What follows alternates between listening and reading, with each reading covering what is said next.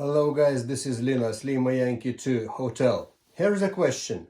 What is the most boring ham radio device which we could hardly live without in our shacks? What? This is your old transceiver? Come on, I didn't mean this. Stay tuned. It's a dummy load, which I call the most boring device in the shack.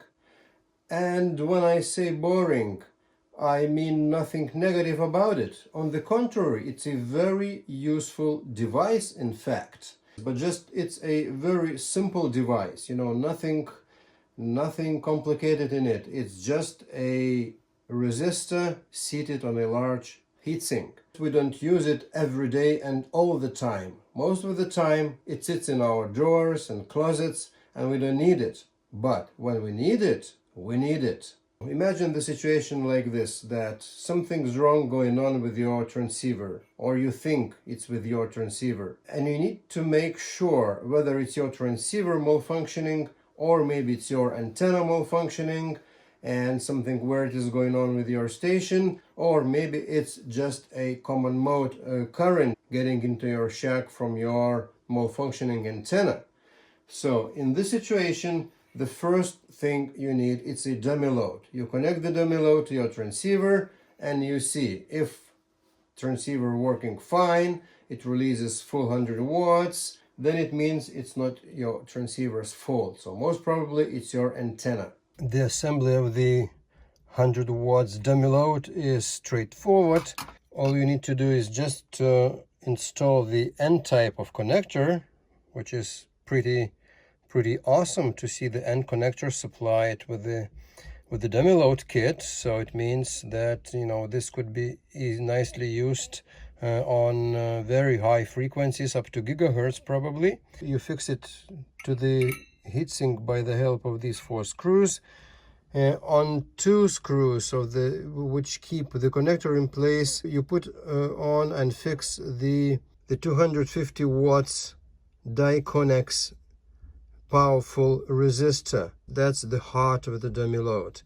What is important to know, this contact of the resistor is very soft and fragile. You need to handle it with care when you take it out of the box. Otherwise it could break off and you just lose and you gotta buy a new one. HFKits got a new one if you need, and probably it's a good idea to buy 2 at the moment of buying the whole kit. Well, I decided just to buy 1 and see how it works. And then you put this aluminum plate here just to cover the resistor, probably from some impacts or dust or whatever. And there are 4 rubber feet supply, which you can stick one by one on the corners of the heatsink's legs. That's comfortable. After assembling the dummy load and installing the aluminum safety plate on, I think it's very good to make sure there's no shorts between the aluminum plate and the central contact of the power resistor. If you look at in front of the light, so you see that nothing's touching the aluminum plate. Alright, so that's the visual inspection, of course. So with everything assembled, it's a good idea to check the resistance of this dummy load. So let's switch my ohm meter on. So we put one contact of my ohm meter to the ground, the other to the central pin, and we see 48.5. Probably the accuracy of my meter, or it's the real resistance of the resistor, or the power resistor. So I thought it's gonna be 50 or 51 or something like that.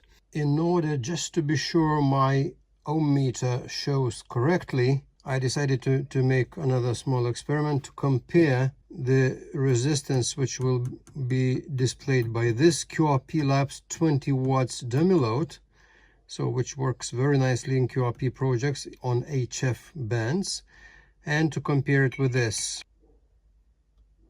All right, so 50 ohms. So this dummy load, comprised of many smaller resistors, is 50 ohms. So I think my meter is fine. So it means the HFKits resistor is 48.6 ohms. So the SWR will be not really 1:1. It's gonna be a bit more. So, but to check the SWR, we need the nano VNA measurement. To do that, I need to recalibrate my nano VNA-F on each frequency range I switch to. That's actually obligatory to do this if you want to have more or less adequate results of your measurements with nano VNA. I'm going to recalibrate my nano VNA-F at the plane of at the end of these two cables, connecting cables. So in order to include the possible influence of the cable onto the measurements. All right, I'm not going to go into details on how to calibrate the nano VNA. You probably know this if you got one. It's for the frequency from 1 megahertz to 60 megahertz, covering the whole HF and 50 megahertz and 6 meter band. It's equipped with the SMA to B and C adapters. And we see a very nice picture. Imagine amateur radio band like 1.8 megahertz. 60 meter, 160 meters, 1.04. We move on to 80 meters and we move on to whatever. Any band we take, it stays 1.04 flat. Approaching the end of HF, it's a little bit increases. On 32 megahertz, we see 1.05. 50 megahertz band. All right, we see the same 1.05. So this dummy load works excellently on HF and 6 meter band.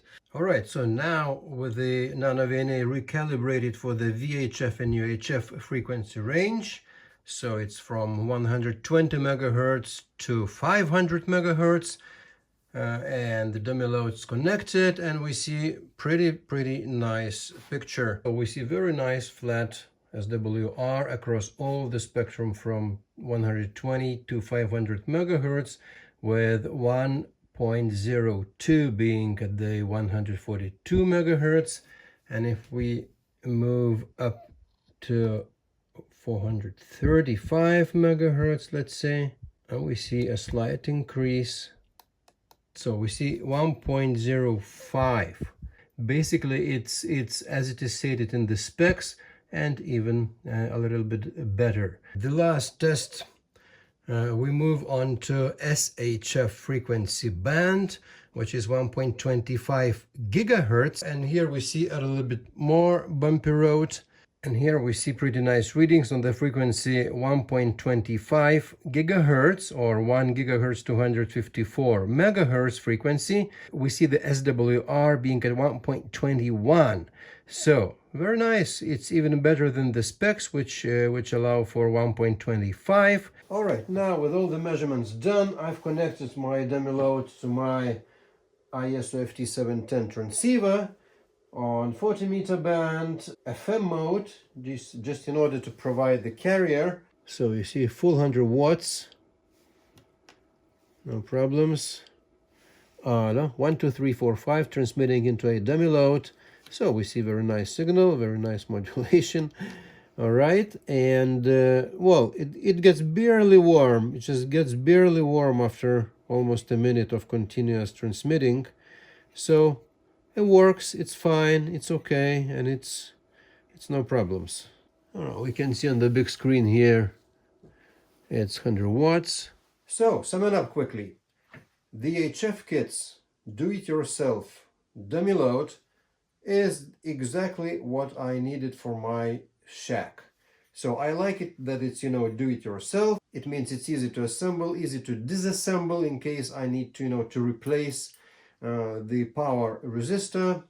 It might happen. The heatsink is pretty powerful yet lightweight. When you need to test your equipment, test your transceiver, test your transmitter, then you won't manage without a dummy load. So that just the whole question is you need to choose one which is, best suited for your needs. My measurements today with my Nano VNA, which is not the most precise instrument in the world, but nevertheless, it confirmed that the specs on the website correspond with the specs in the reality, except of the resistance of the resistor. It's 48 ohms, not 50 ohms, but well, it works. It still works nice, and it still works nice through all this wide frequency range. I still have my other favorite dummy loads in my drawer.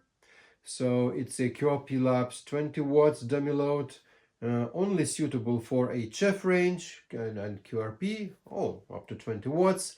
There's a separate video on it if you're interested. I will put a link in the description, of course, if you wish. This is very nice evening project. I designed the box myself, 3D printed. So originally you don't get this nice box with the kit you buy from QRPLabs, but you can go to the printables.com, download the file for free, and print your own out. And I still have my Zetagi dummy load. That was probably my first dummy load I bought many years ago. It's 50 watts, also made of many small resistors as the QRPLabs dummy load too. That's why both are only suited for HF. They're not suited for VHF and UHF. And the biggest failure is, which I never recommend to buy, 100 watts dummy load from China, and it looks nice, and it's, it's good shape, and it's 100 watts, and it's set DC to 1 gigahertz. So I only had time, to use it few times with my transceiver. It was working okay, but then it suddenly stopped working. It died. And the construction of this dummy load it's very interesting. The power resistor just screws into a heatsink. And the power resistor is seated on this construction together with the connector, which in itself it's a very good idea, because it makes all the connections short, and it's good for VHF, UHF. But I tried to desolder this resistor with my 80 watts powerful soldering iron, and I failed. Probably I would need, some very powerful hot air gun. The first problem, and the second problem is to find a replacement. The same Chinese, they sell numerous other resistors, but not of that type which would fit exactly in this construction. If you know how to dismantle, this power resistor and what to replace with, please leave your comment in the comment section, because I will follow your advice, and probably I will have in this way this looking nice device working again. Until then, it's just, rests in my drawer waiting for better times.